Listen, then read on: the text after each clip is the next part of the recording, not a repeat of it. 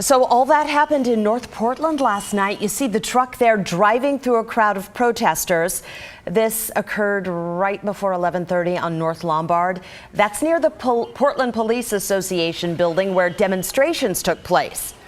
You know, the camera's bouncing around. It's a little bit hard to see, but that truck is dragging a motorcycle underneath it. So what happened to the driver? Police are telling us this morning no one got hurt at this scene.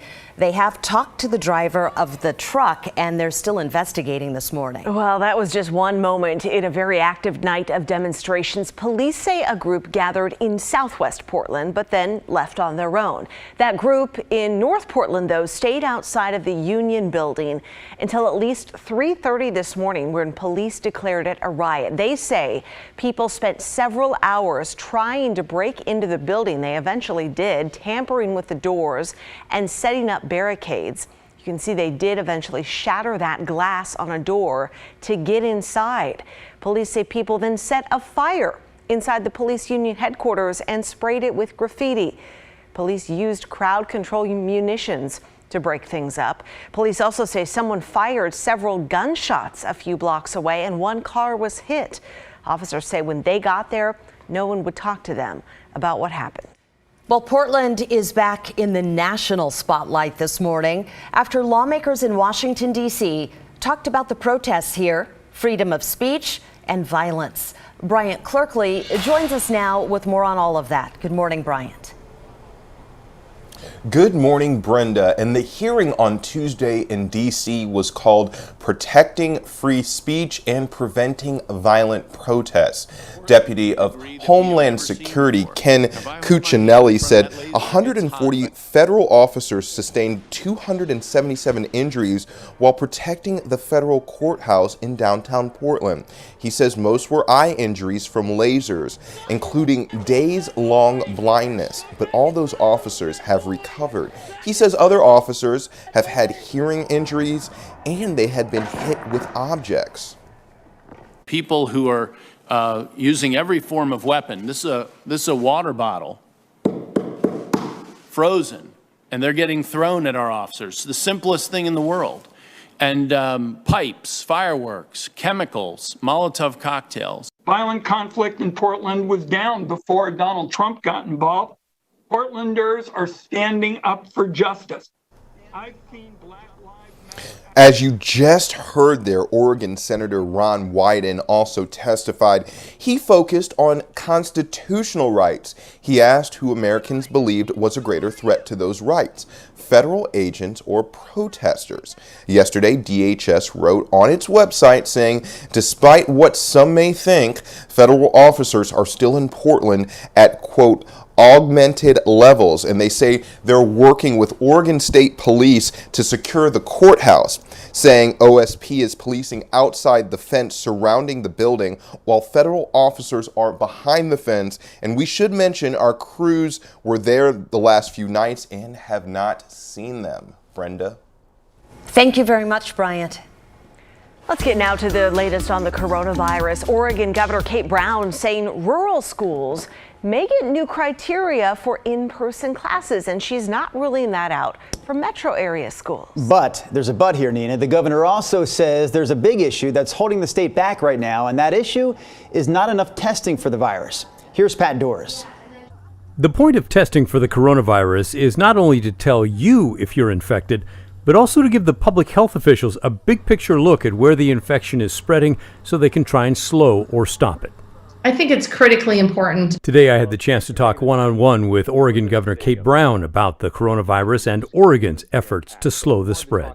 Frankly, it's going to take a really strong partnership with the private sector to build this additional capacity. Last week, more than 35,000 tests were run in Oregon. That's down from 2 weeks before, but way up from 2 months before, when only 14,000 were tested per week. Last week's tests found more than 6% were infected. It's a number that matters because it's gone up even as testing numbers went up, so the virus is spreading. Experts trying to help the state estimate it's infecting between 1,000 and 1,600 new people each day. What do you think of those numbers? The numbers are very, very concerning. My focus on COVID-19 is to make sure that Oregonians stay safe and healthy. And that's why we've worked really hard to implement restrictive measures across the state that will prevent the spread of the virus. Things like wearing a mask, keeping your distance, and washing your hands. The latest demographics from the Oregon Health Department show the virus has infected more women than men. It's also infected more young adults, 20 to 29, than any other age category. As far as race, whites have a majority of the cases with more than 7,800.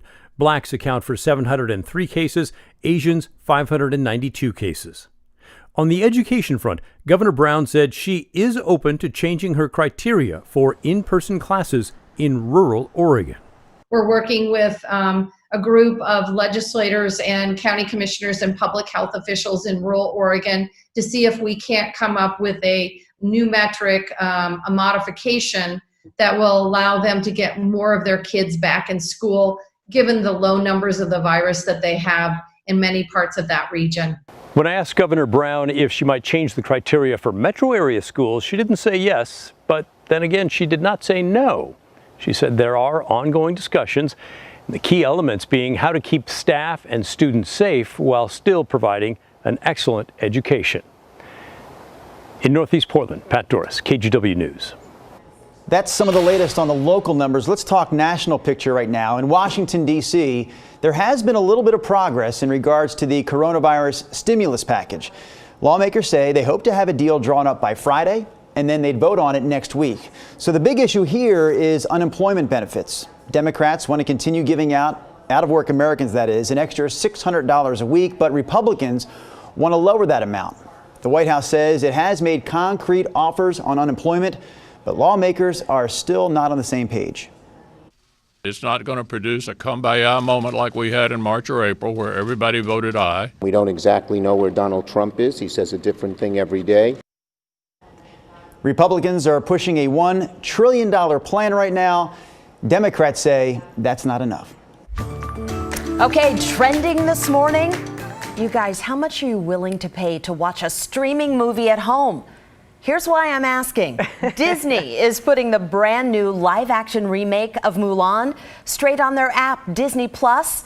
Nina, it's going to cost $30 to watch. $30. My threshold, Drew and I were talking about this, like $5.99. Right? I can't go over $5.99. Something about that. So how much is too much for you? Mulan was supposed to come out back in March. It was delayed several times because of coronavirus. So now they're skipping the theaters altogether. Add on top of the $30 that Disney Plus, the app, is $7 a month for a subscription. Many other brand new release films have been dropping on Apple TV or on demand for like $21, $22. So what's your threshold for how much you'll pay? Will you rent the new Mulan? You can let us know. Text us at the number on your screen, 503-226-5088.